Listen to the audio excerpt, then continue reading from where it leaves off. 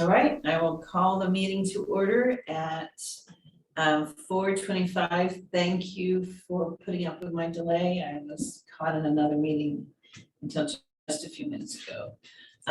So roll call of committee members. Susan DeBeneginning here. Cameron comes here. Kelly Mackey here. And Ryan, are you here? I am here. Ryan Sanders here. So I just can't tell how many people are in the room. Okay, thanks. All right. Invocation. This is our school. May peace dwell here. May the rooms be full of contentment. May love abide here, love of one another, love of our school, and love of life itself. Let us remember that as many hands build a house, so many hearts build a school. For 1.4, audience to address the committee.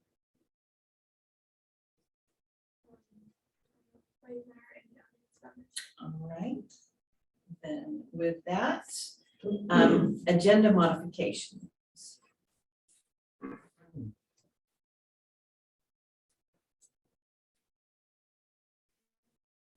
Approved minutes from October 11th meeting.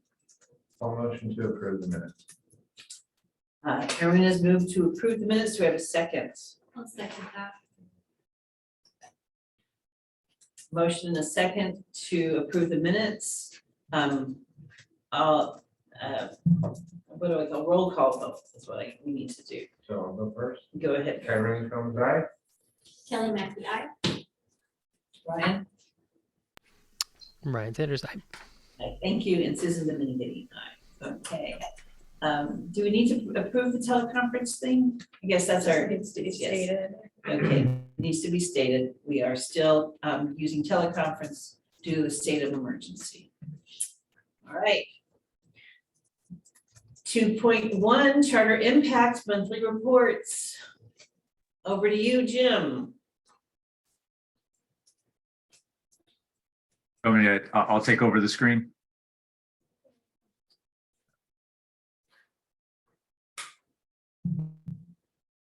Right, so October is also the basis of the first interim report.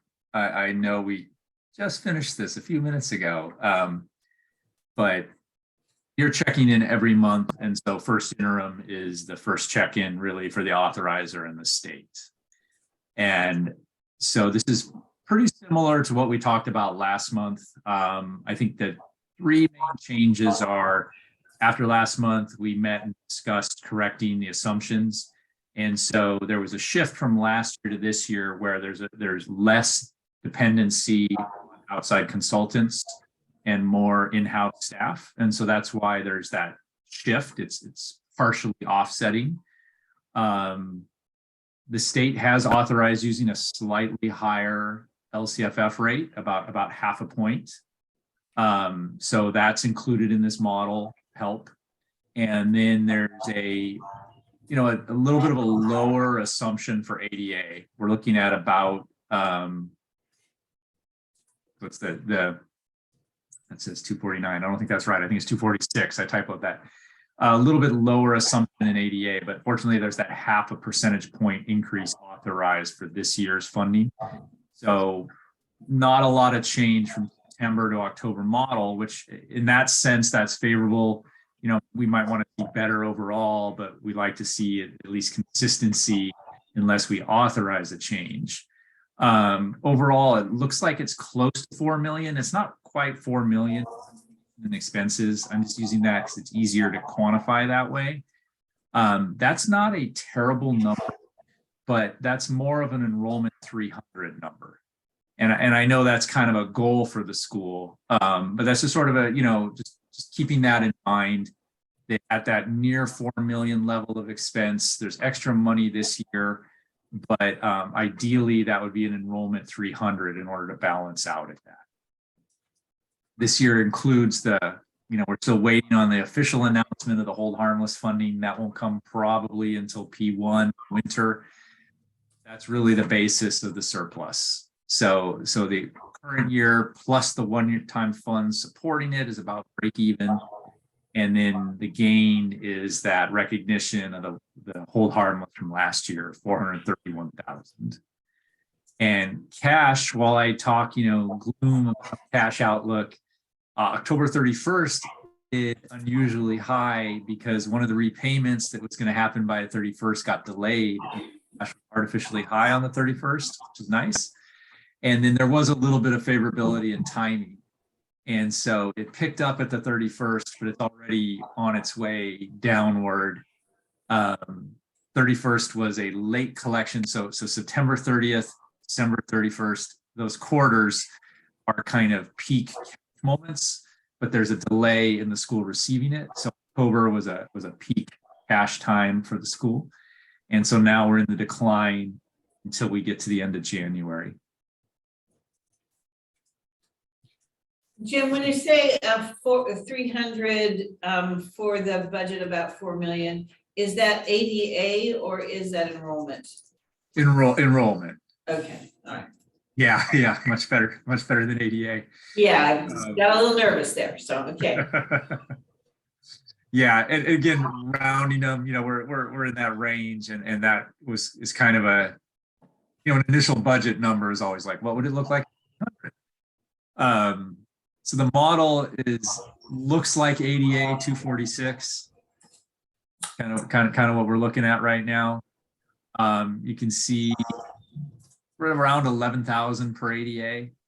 And so and then we really have the support of the one time when I move to that slide. So I for all intents and purposes, really that May budget or June budget is we know that's very outdated. So I don't worry too much about that, but it's updating on where do we look now? If we're at 246, like I said, this year it will balance.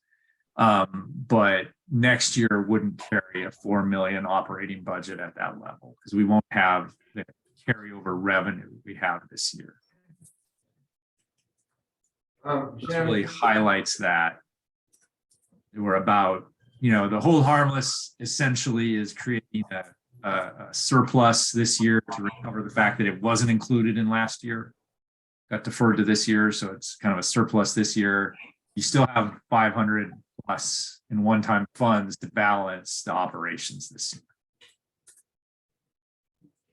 Jim, I didn't mention it last time, but I am a little concerned about the 94% budgeted ADA because I feel like we fall more around 90 usually. Yeah, this model, I took the liberty of knocking to 93. Okay. That is part of, right? I mean, just these last years, growth, if you do have growth, sometimes it comes at a lower rate, various factors. So I always like to keep it in that range. And then if you can, budget some cushion if it comes in lower. The first two learning periods were in the range of 92.5. So 93 is within striking distance, but yeah, you might want to say, you know what? I think if I was early, the first one's always low. You go through waves, right? Seasonal waves.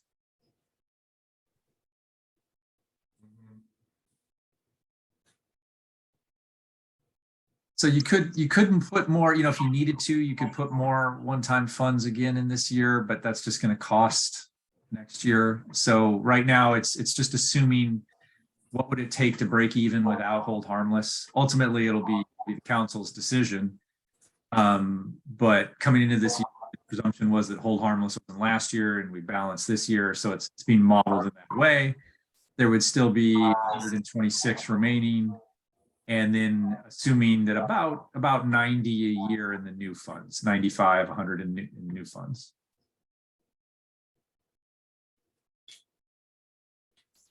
Thank you. Expenses really, very similar to what we've talked about.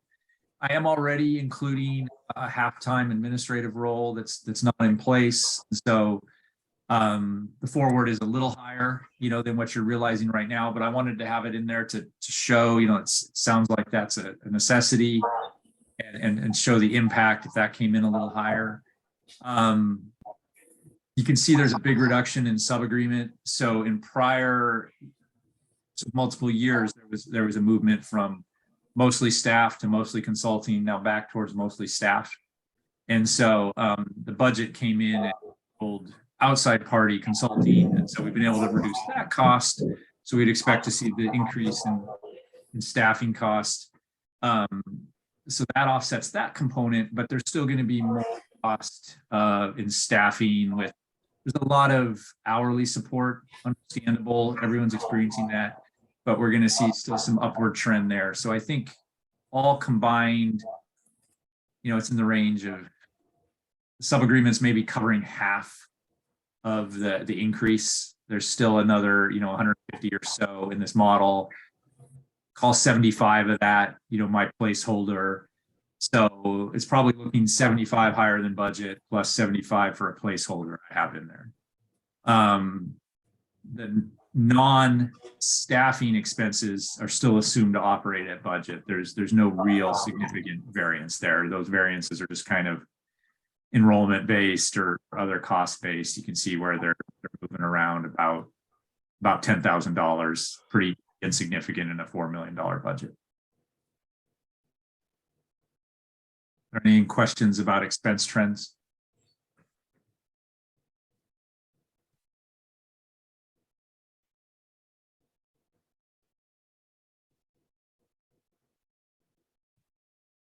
So again, pretty similar assumption to end at 431 plus at this level at 453. If that was accomplished, the school could end with a fund balance about $1 million, 27%. That'd be good heading into next year, kind of restore the 2 years in a row where we've had a significant adjustment. We anticipated having deferred a year. So I think for a couple of years, we've been talking about the $1 million fund balance, and this would finally catch up the timing, end at that level, and you could go into 23, 24 with that assumption we've been holding that that's where the school would be operating.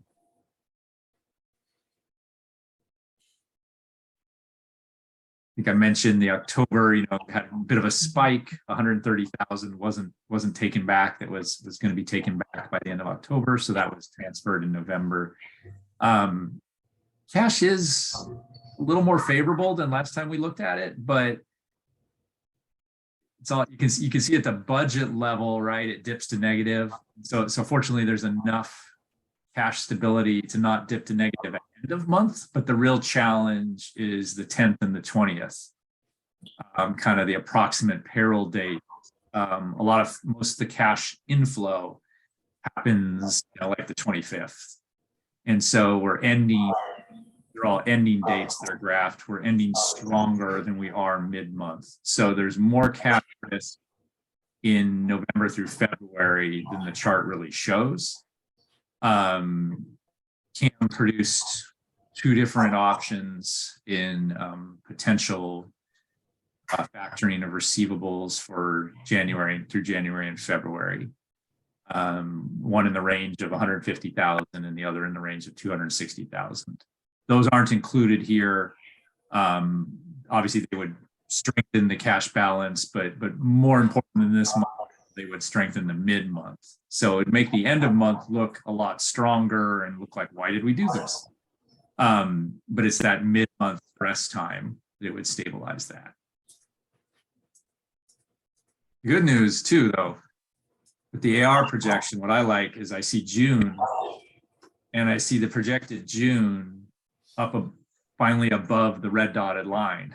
The red dotted line is kind of like the first stress line, 15%. We'd like to go higher, but end at 15% would be nice, strengthening opening next year.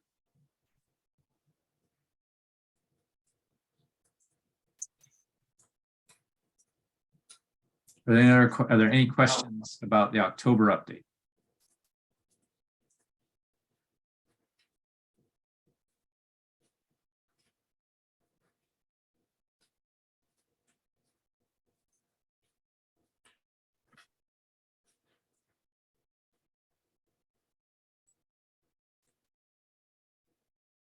Okay.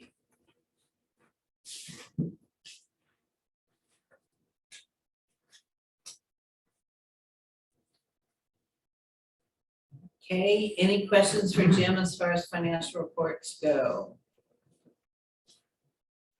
Can you roll it down, because I lost. Okay. So can I have a motion then to recommend to the Charter Council the acceptance of these reports? I will move to recommend the November or October financial reports to the Charter Council for approval. Okay, I have a motion to recommend the reports. So I have a second. I second that motion. Okay, I have a motion and a second. Roll call vote, Kyron comes aye. Kelly Mackey, aye. Ryan Sanders, aye. Right, Susan Benegany, aye. Okay. Our next issue, and Jim, I'll let you talk about this one, is in new business, which is the factoring term sheet.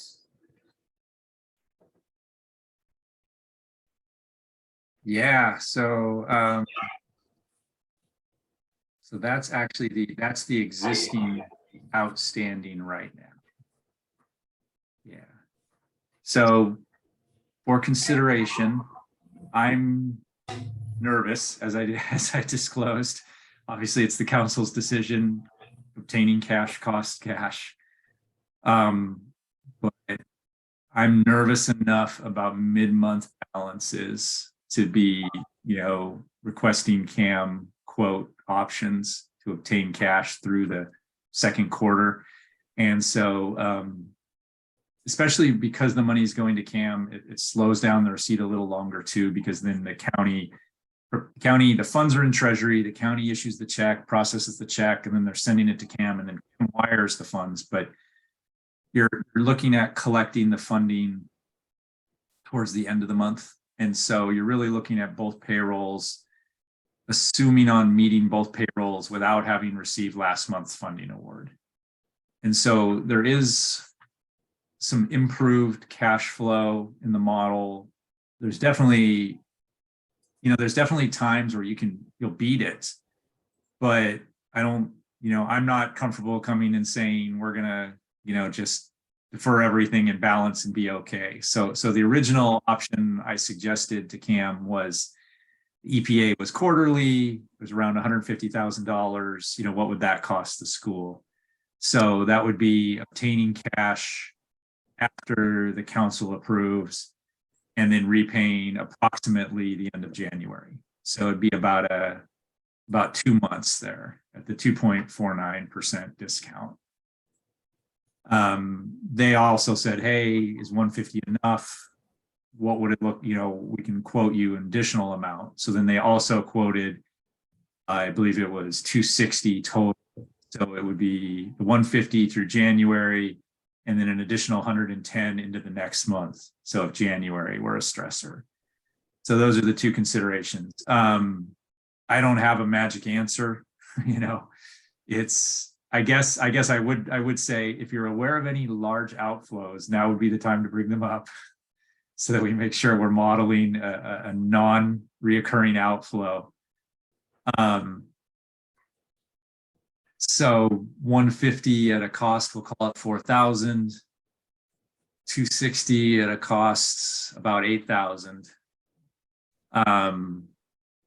Not cheap, but it would stretch first into January, and then the second, if you did the second option, into February, providing that inter-month security.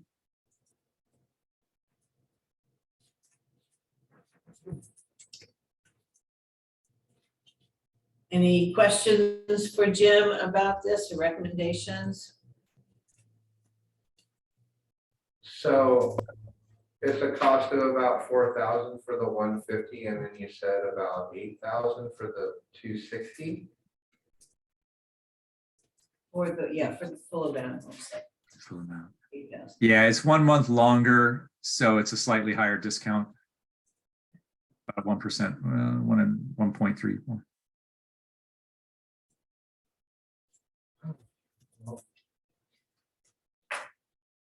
So will 150 get us through, Jim? There's a fair chance. Yeah, if there's no, let me open up a model on the side here.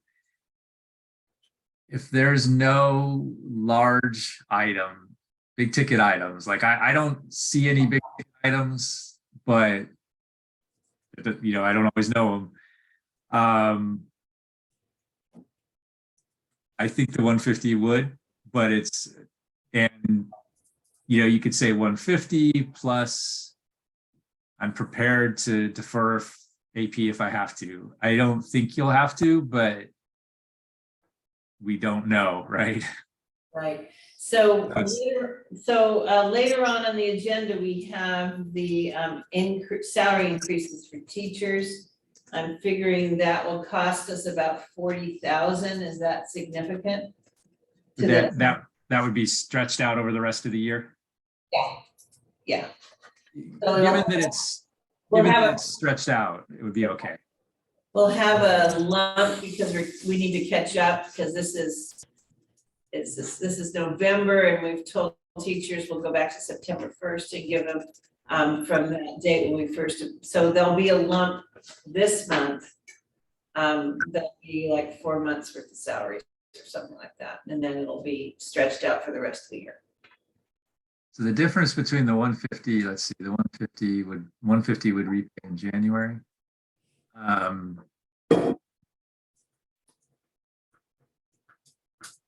So the month end without increases,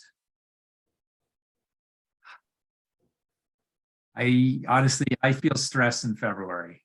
But I'm the argument on the conservative side that even though I'm telling you to cut costs is saying I'm really scared of not having enough cash. You know, there's a counter argument saying don't waste my $4,000. But I gotta take the side of I'm more scared of not having cash. Okay. Thanks for your honesty, Jim.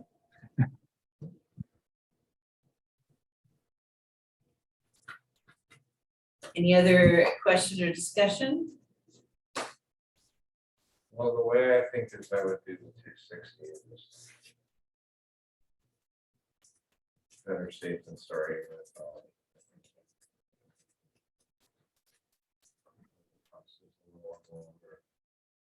All right, do I have a motion? For that exact amount. Of which what we're going to Okay. recommend to the board.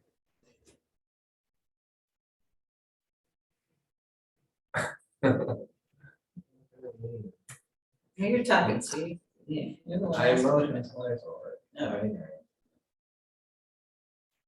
Are you motioning again? Yeah, I'll move to factor the 260,000 at the $8,000 fee to recommend that to the board for approval. Okay. Do I have a second? I'll second that motion. All right, I have a motion and a second to do the full amount which is the 260, correct?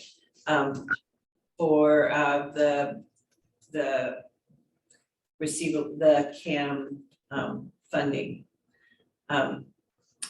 Any further discussion?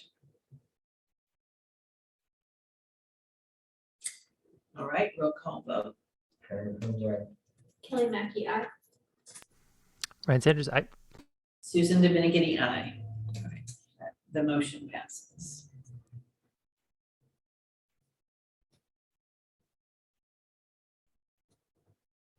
Okay. Can we pay some of this back early or anything like that? Or is it just a flat agreement? Flat agreement. So your discount is collected up front. Okay. And then so then it's to your benefit. But it's also technically it's a purchase of a receivable, so they're not supposed to accept early payment.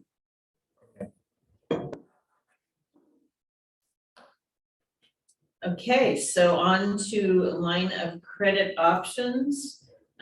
We were asked, staff was asked last year to begin to look at different options for credit based on both the cash flow and the Amazon account that's their credit line is being eliminated in January. Is that what it is? Yes. Okay, January. So at this point, we had three options that we were looking at. One was Cam, who also has a line of credit for schools. One was the Cal card and one was a regular credit card. We've looked at the Cal card and don't feel like it's gonna be the best option for us, but we don't have proposals yet for you on the other two line of credits. I would like us to consider doing both a line of credit from a bank or CAM and a credit card. The credit card allows for shorter term purchases, whereas the line of credit would be things like the cash flow issues. So as we hopefully next month, we'll be able to get better information for you on that for your decision. Any questions on the line of credit options?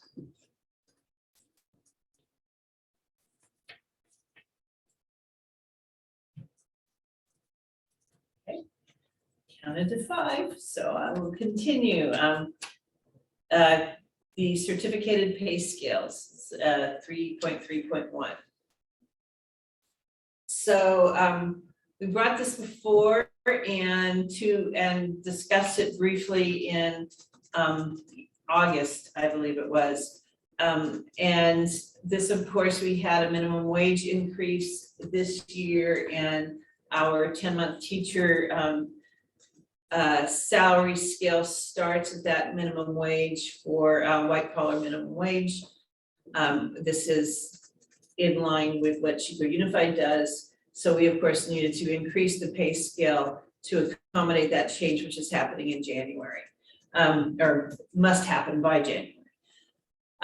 So a couple of things covered and noticed some odd incorrect calculations that had ended up in the spreadsheet, so we wanted to clean that up. We also had not seen the Chico Unified salary schedule yet, and they passed theirs in the end of September, so we were able to compare to their salary schedule as well. So we're very close now to their salary schedule, giving a 3% per year increase throughout the pay scale. The columns, the 4 columns are the same as they were in the past, with the same, as far as there being the pay scales. The difference, if you look, do we have Chico Unified's? I have it right here. Okay. Alex, do you have Chico Unified's to put up? I can look for it. You want me to If you- email it really fast? Sure. Yeah.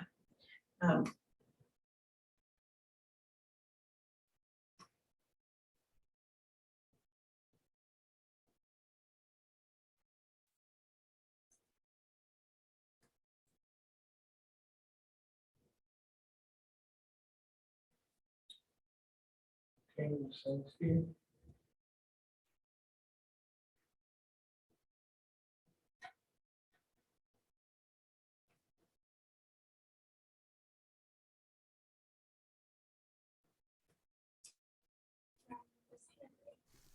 Hey, while you're emailing, may I ask a question about this? Absolutely. Is this the pay scale for people with credentials only, or does this apply to all school employees? How do I interpret this document? This is for the certificated, so yes, So it's like essentially just this is a teacher pay schedule. teacher pay scale, right? Gotcha. Thank you. My own is not on here because that would be a management pay scale, which we haven't looked at yet. So this is just really for teachers. Got it. We had passed a classified pay scale increase in August. So we've already done that for this year. Okay. Thank you. You're welcome. Okay, so here briefly is the Chico Unified, so you can look at a compare and contrast. They include a second column at each level for with a master's. We just tack on I think it's 1250, which you can see when we go back to our own scale. And we have 4 levels as opposed to their 3, and that's because we have that 4th one requires either a Waldorf certification for us, either a Waldorf certification or a special ed credential, which is a direction we went a couple years ago. So that's a quick comparison, and then let's go back to, if you don't have any questions on the Chico pay scale, go back to ours. So my last thing in explaining it, can you run all the way down to the bottom to what we added at the bottom for our stipends?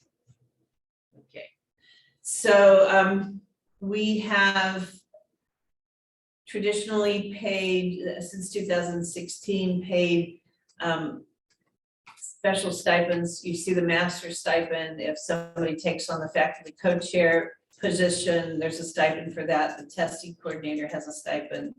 We do training over the summer, and so those are included, and the home visit stipend is included. We passed this, we approved it a couple years ago through the Charter Council, but I've asked that it be added to the pay scale so that it's clear and it's reviewed along with the pay scales every year. So this hasn't been upped or changed based on the past. We're just including it on the pay scale now so that it's easy to find and to be reviewed.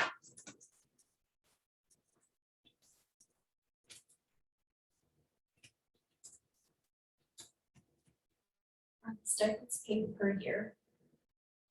The master's. The master stipend is paid, it's added to all of the master's faculty chair and co-chair and testing coordinator are broken up into their contracts, so they're paid, a portion is paid every month, but it's an annual payment. Thank you. So a couple things that I'm seeing, when we get down to year 22, and the biggest salaries down there at like 22, 23, and 24 were actually exceeding Chico Unified by a few $1,000. Mhm.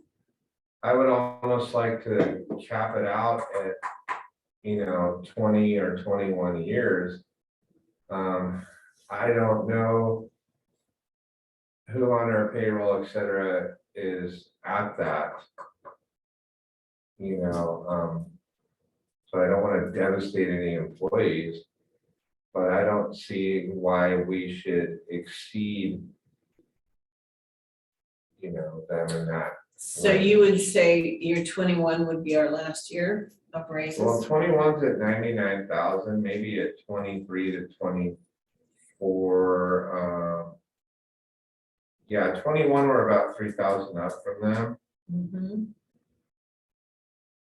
So yeah, I might just cap it there, but No, it's- Chico Unified goes up to 31 years, and 31 years they're paying you 115.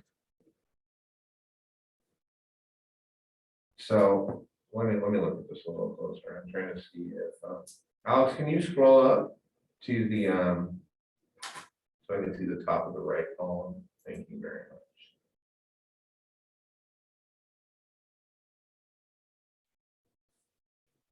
Yeah, that last Waldorf or SPED certification starts getting a little higher than theirs at year 8. Or excuse me, year 9. Can you put, may I ask that you put Chico Unified's back up again? Side by side.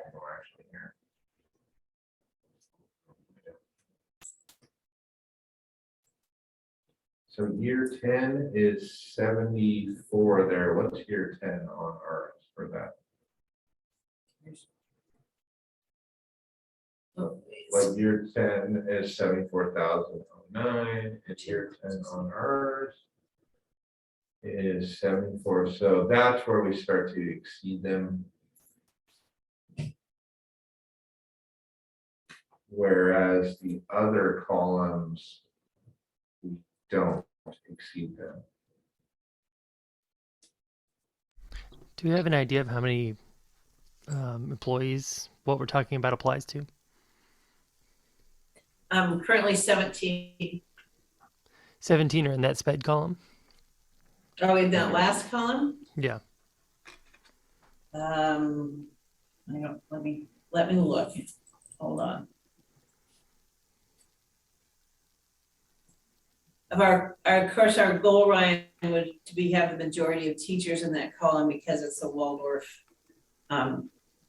certification, Mm-hmm. and to be a Waldorf certified school or a Waldorf full member, we need, I think, 60% minimum. So it is, so that's the other piece of it, is we would want everybody in that column, as many as possible in that column. Mm-hmm. But let me look at the spreadsheet we did earlier, and I can tell you pretty quickly. Cool, thanks. And then on the schedule that we're looking at now, what's the heading on the last column? Just trying to figure out what the apples to apples comparison here is. Oh, so it's a master's degree versus a lot of Waldorf training. Yeah, and we actually have an additional stipend for a master's degree as well. So somebody with a master's would be 1,250 more than the C1 scale. So, I mean, so we have a stipend for the masters potentially in the final column, and that makes us even higher. So right now we're equivocating, a Waldorf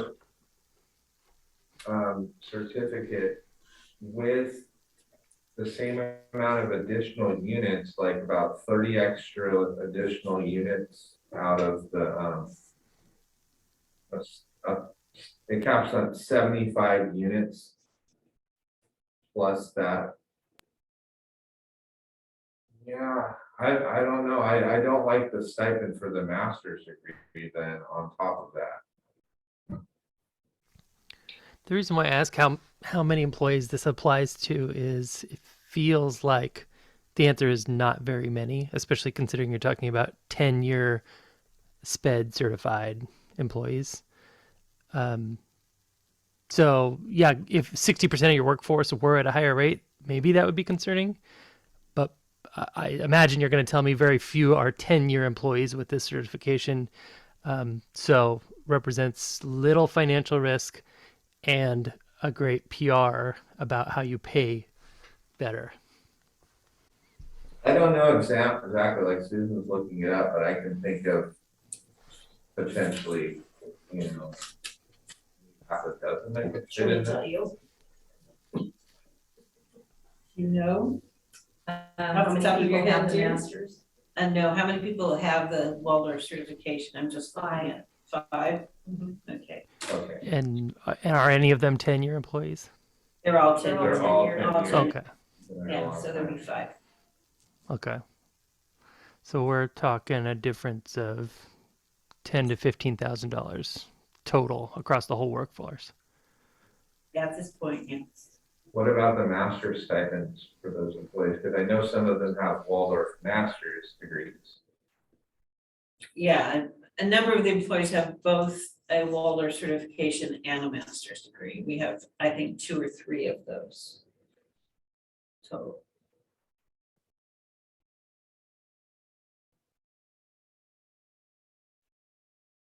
I guess my concern is we're not really having employees pursue the Waldorf credentials and master degrees at this point, but if all of them suddenly were to get them, then we could possibly be in trouble.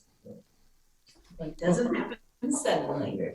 They'd have to suddenly get them and suddenly be 10-year employees though, right? Yeah. Yeah, but it is the goal that we continue to increase the numbers. We haven't really been working on that, supporting teachers to get the Waldorf certification for a number of years, just because of some of the requirements that we're researching at the pedagogical team right now around what that training needs to be, and we need to get some clarification on what would be an appropriate training for a public charter school teaching Waldorf and using the Waldorf methodology. So we're working on that with the Alliance, but so we haven't really focused on that. We have a good percentage of our staff already certified, so we don't need to either.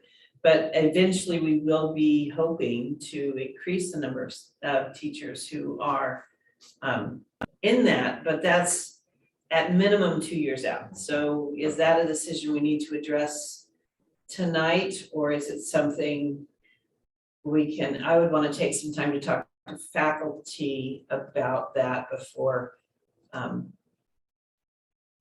deviating with that and get their sense. Just one other thing to consider. I believe we intend for these Waldorf and SPED certification generally to be in the classroom teacher realm. Now, let's say we have one of these people move into the reading specialist position or something like, because we do change jobs. I do think we'd be overpaying the reading specialist and not getting a lot of bang for the buck out of the Waldorf certification if they're just doing reading intervention and things like that. But you know, the same in my case, if I had a Waldorf degree, I don't think you would be getting a lot out of that in math, you know? So that's my fear kind of is, I know one employee has shifted into the specialties realm, you know, and retained that Waldorf SPED, and I'm not going after them or anything, but you know, it just it happened too much, and I think we would be overpaying at those positions. Like a Spanish teacher or a music teacher or a reading specialist. So I would disagree with you, Cameron. But, you know, that's, I mean, But just it's from still- my knowledge of what goes on in Waldorf mathematics, I already have that expertise outside maybe some of the philosophy that they have. So I just don't see why it gives them a great advantage, you know, in instruction. it gives the school overall an advantage to have everybody have had the same training and to support Waldorf. But that's, I'm not sure that's a discussion we need to have tonight. Maybe we Just do, I like don't looking know. down the road, you know. Yeah.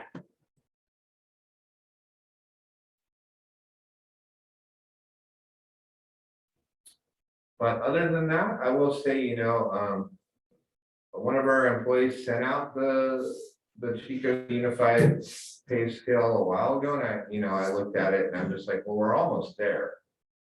We're not far off at all. So, you know, I'm willing to accept the scale you're proposing, even though it doesn't get entirely the way there, but it's just so close to me that it doesn't matter. Okay. My only thoughts are maybe some teachers are expecting like a big pay raise out of this. And maybe they'll be a little disappointed that it's not as much as they thought, but I wasn't expecting anything huge myself, so I won't be disappointed. All right, any more discussion or questions? Okay, I'll ask for a motion. Once I can do it, but what's the motion to? You're moving to recommend the proposed certificated pay scale to the charter kids. I make a motion to everything. Make a motion to accept the proposed certification pay scale to the charter council. Recommend it to the charter Recommend it council. to the charter All right, council. there you go. Okay, do I have a second? I second it. Thank you, Ryan. Any further discussion? I'm just gonna say that like, I'm not taking any blowback over like $100 in step one, you know, or anything like that, you know. So I feel confident that we can defend this as being very fair, especially considering the potential in column 4.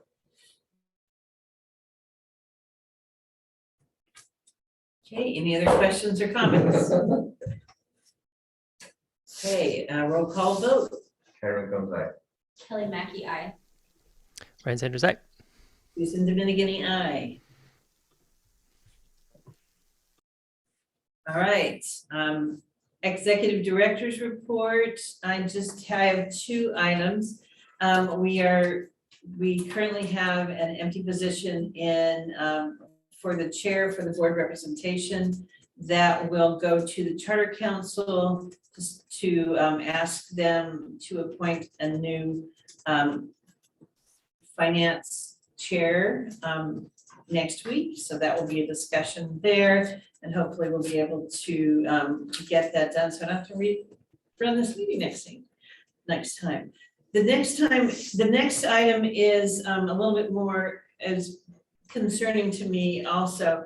We have been presented with the healthcare packet for starting in January for staff for the presentation of our healthcare. Maggie, did you forward that to me?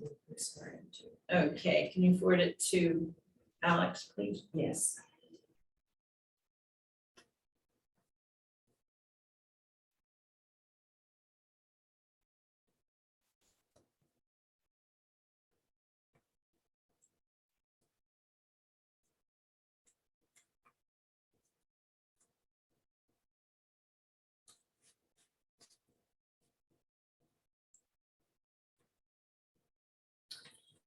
So I'll preface this a little bit. We were asked to do and did some research this year on healthcare package and did some comparisons. We talked to Keenan, who is new in the charter world of providing healthcare.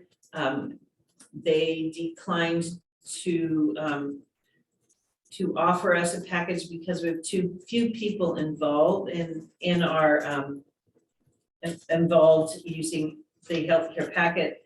We also reached out to Safe Schools, who was talking about doing it, but they have not done it yet.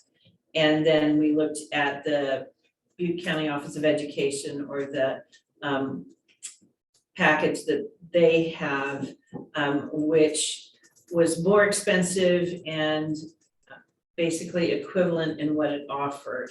So we went back to our broker and were given this package. They do comparisons and it's a pretty thick package of comparisons if you want to look at it between different costs of different providers. A big issue over the past years has been to make sure that we cover the same providers in the area so people don't lose access to their doctor when we change packages. So that was one of the factors, and then the cost and what we pay. So those are all things that Maggie and I looked into prior to bringing this to this committee. Now, the issue that we have is we have this packet, but it was not put on the agenda. So what we want to be able to do, and so I'm sharing it now so that you can have it and look at it, and then we will need to have a special meeting to actually discuss it and approve it.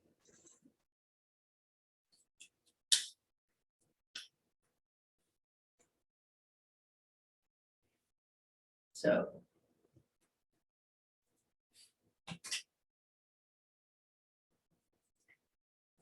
Did you get it out? So you did. Is there anything here that's gonna upset employees because I know they're very sensitive about insurance? Just saying. Other than, and we'll put this out also to the employees as well. There is a 9% increase in cost. I think I shared that last month at Charter Council and at other meetings and at faculty meetings as well. Okay. So knowing that there's not a huge difference other than that in the overall package. Inflation.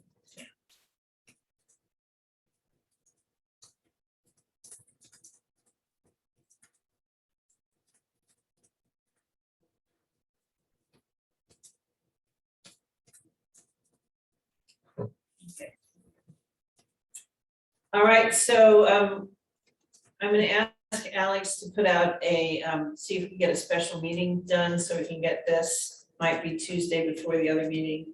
So we can get this through the council for this, so it can go through the council before the December staff meeting.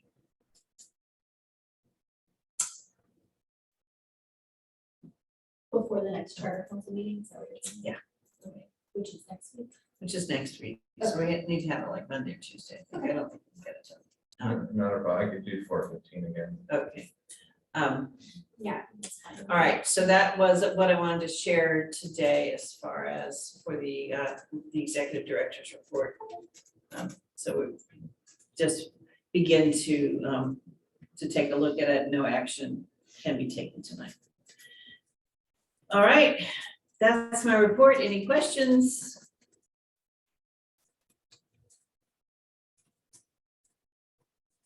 Okay, my quiet count of 5. I'll move on to item 4, our next meeting, our next regular meeting will be December 13th, Tuesday. At that meeting, we will have a joint council and finance committee meeting in order to go through the audit, which needs to be approved by December 15th. So that will be that meeting. All right. And with that, we'll adjourn. Thank you very much. Thank you. Thanks, everyone.